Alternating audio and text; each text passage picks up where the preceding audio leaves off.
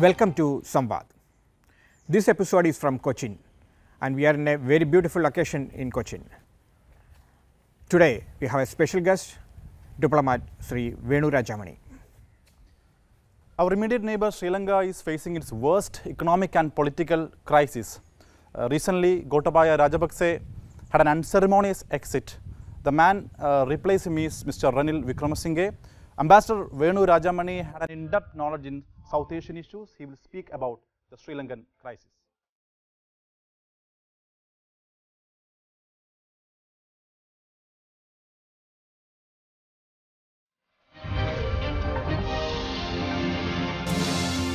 The biggest crisis ever in the island paradise, both the trade deficit and budget deficit.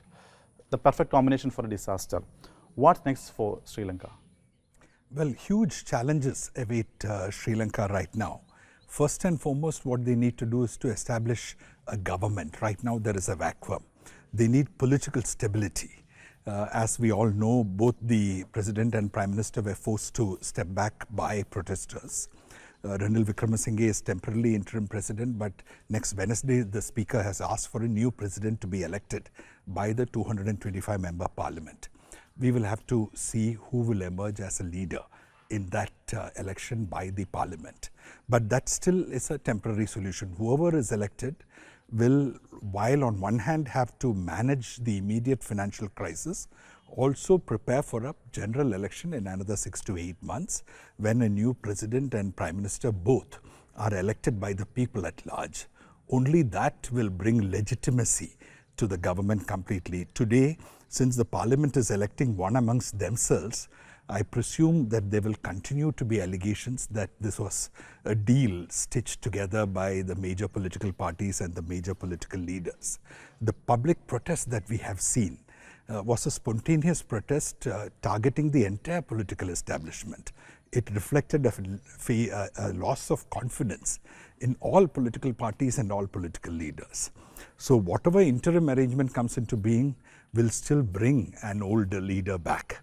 Mr. Ranil Wickremesinghe himself has already announced that he will be in the fray. So he is the candidate of the ruling party, and if he is elected by the parliament, we might still see the protests continuing. So we have to wait and watch how the political situation will evolve. And from there, whoever comes to power will have to pick up the negotiations with the IMF and try and reach an agreement. And the IMF with the international community will have to come in and bail out Sri Lanka from the crisis. Can we expect drastic policy changes from the new government? You know, the IMF would be very clear. The IMF is a team of professionals and they are the ultimate crisis managers in the world economy. The IMF is very different from World Bank. World Bank supports countries achieve long-term development. IMF is created to deal with crises like this. Across the world at different points of time, IMF, including in India, IMF has come in to try and help countries who go into a crisis for one reason or the other.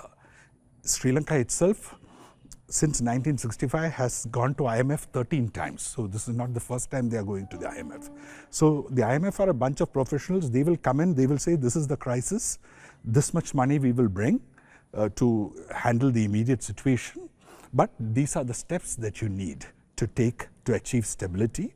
And as you take those steps, little by little, we will keep releasing the money. We will not give you all the money and then say and leave you to do it. So we will very closely monitor and supervise how the country's economy is brought back to health. So there is every reason to be confident in the IMF as a provider of solutions and a provider of immediate financial assistance to meet the current account deficit, the foreign exchange shortage, to meet some of the debt obligations that Sri Lanka has, and to import essential commodities. But then the government has to push through these decisions. And do they have any option other than IMF? At this point, I don't see any other option other than IMF. Some people thought China will come in with huge amounts of money and rescue them, but that has not happened. India is the only country which has given assistance to them in the last 1 year. We have given them almost $3.8 billion of assistance. But for India, there is no other option. They are so close to us. Whatever happens there will impact upon us. More than anybody else, we want stability there, and there are people who are bound to us by close historical, cultural, civilizational ties. So India has given whatever immediate assistance it can, but the problems are too big for India to handle by itself, and China so far has shown no enthusiasm to come forward as independently. What China has said is, we will come with the rest of the international community and the IMF or other international financial institutions. So IMF is really the only solution right now available to the Sri Lankan government. Rajapakse's unpopularity is backfiring. In any country, in any society, especially in democratic countries, you cannot have an authoritarian rule. You cannot impose dynastic politics. You cannot have governments which do not listen to the people and which do not consult experts and which take decisions without adequate consideration and discussions. These were the reasons for Rajapakse's downfall. But as far as China is concerned, Rajapakse provided them an entry into Sri Lanka. Rajapakse did them any favor, as a result of which they also put money. These problems have grown over several decades, over multiple governments. There are figures which have come out. China itself has put out figures saying the debt to China is only around 10%.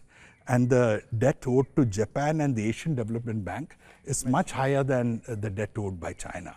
So China contributed to the crisis by giving loans for projects which were probably earlier we were very suspicious about the role of China in Sri Lanka. That's right. In India, there is a tendency to always see China in negative terms and to be very fearful of China. And certainly Sri Lanka is so close to us. We do not want an expansion of undue Chinese influence there. But at the same time, we cannot stop Sri Lanka from taking loans from China or taking assistance from China. So that is a relationship. To some extent we will have to live with it, but beyond that, good relations with Sri Lanka is what will ensure us that Sri Lanka doesn't go too much into China's fold or doesn't do anything which is against India's interests. All India can tell Sri Lanka is, you should not do something for China which is against our interests or with China. But the China factor is not very big. As I said, China has made it very clear if they are not going to get over involved. They are going to come in only with the IMF. So only innocent intentions. Not innocent intentions. They are not foolish. Okay. You see, if today if you go and pump money into Sri Lanka, there's no guarantee it will come back. Right. China cannot bring about political stability there.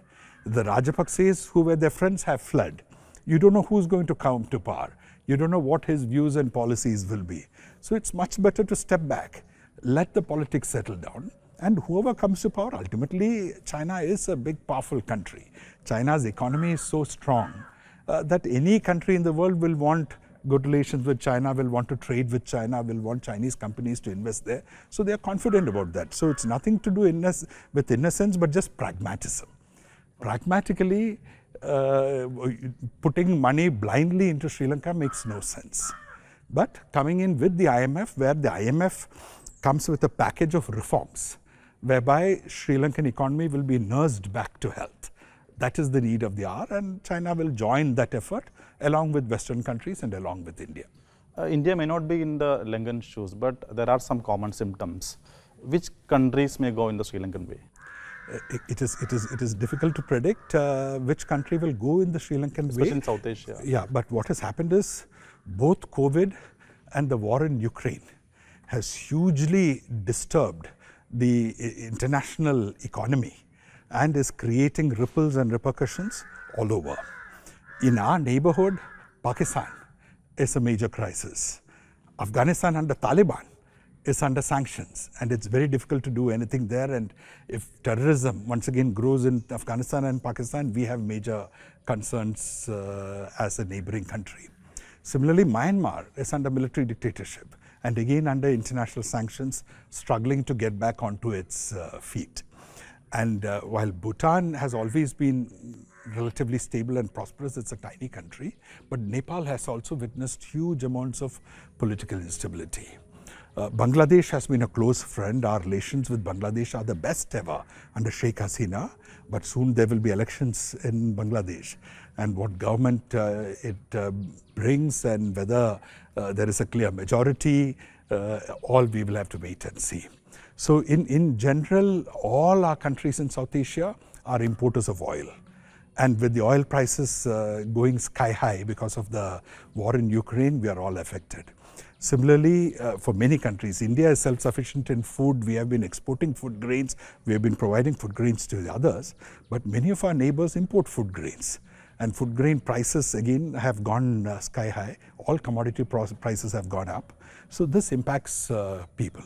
So it is extreme. I mean, we are living in a difficult world, and our immediate environment is also very difficult. Even with regard to India, some people have argued that there is a silent fiscal crisis. People now talk about a global recession in the aftermath of the war in Ukraine and COVID. And the US has raised interest rates.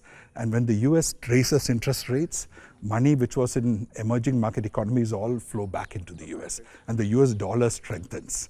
So what's happening here? That's our rupee has been sinking, and money has been flowing out of the Indian stock markets. And for us also, while GST revenues have increased, overall our expenditure has also increased. So matching revenue to expenditure is always a difficult task for any finance minister and any government. We are much better off than most other countries because we have a big foreign currency chest. We have over the years accumulated foreign currency for an emergency. But still, we need to be extremely careful. We need to cut expenditure. We need to be careful. We gave a lot of tax incentives were given. So when we give tax incentives, we have to think twice. Always, like any household, reducing expenditure is far better than trying to take loans and spend more money. Governments tend to spend more money thinking spending money will bring economic growth. But for any reason, if economic growth doesn't happen, then you are saddled with a bigger debt burden and not adequate revenue and too high expenditure. So India needs to be very careful. We don't need to fear a crisis like Sri Lanka, but we need to manage our economy much better and very carefully. There is a power vacuum in the southern neighborhood. Do you think this will open up the old ethnic wounds? A power vacuum in our immediate neighborhood is always a matter of high concern. If there is a power vacuum, kind of protest, in no country is it nice to see people barging into the president's palace, into the prime minister's house, occupying it, the army and the police standing by and watching. That means there's a collapse of leadership. The army and police don't know who to obey or what to do. And anything can happen. There can be looting, there can be rioting. I think we can be thankful that so far no major violence has happened in Sri Lanka. But Sri Lanka has a long history. It has a history of the Tamil tigers and the extremists fighting for independence. It has a history of extremist Sinhala groups, Marxist Sinhala groups, Buddhist groups which were extremists, both rivalry between Sinhalese and Tamils as well as terrorism targeted at us. Rajiv Gandhi was killed by a Tamil terrorist ultimately. So political instability has huge consequences for us, which we must worry about. We must try and hope that there will be stability soon. The Indian government has said that we stand with the people of Sri Lanka, not any particular political party or leader. And India has to take that position, because if we are seen as proactive in deciding who will rule, then it will backfire on us. Then if somebody else comes to power, everybody will say he is India's candidate. Or if India's candidate doesn't come to power, whoever comes to power will say India tried to put somebody else as a candidate there, and now we will not be friends with India. So we have so much at stake that we need to be very cautious. We need to be very careful. We need to be very restrained.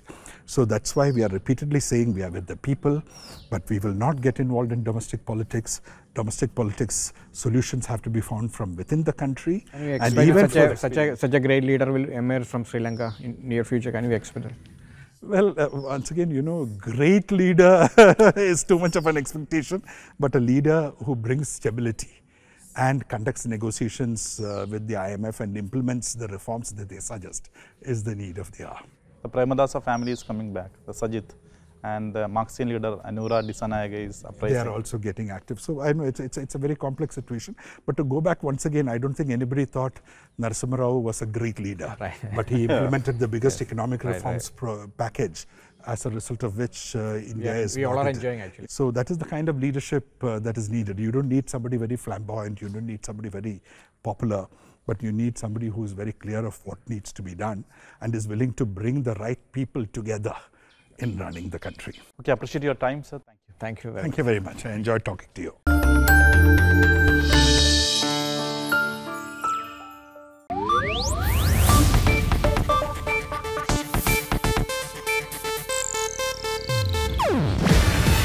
ಇದು Asianet news network ಪ್ರಸ್ತುತಿ.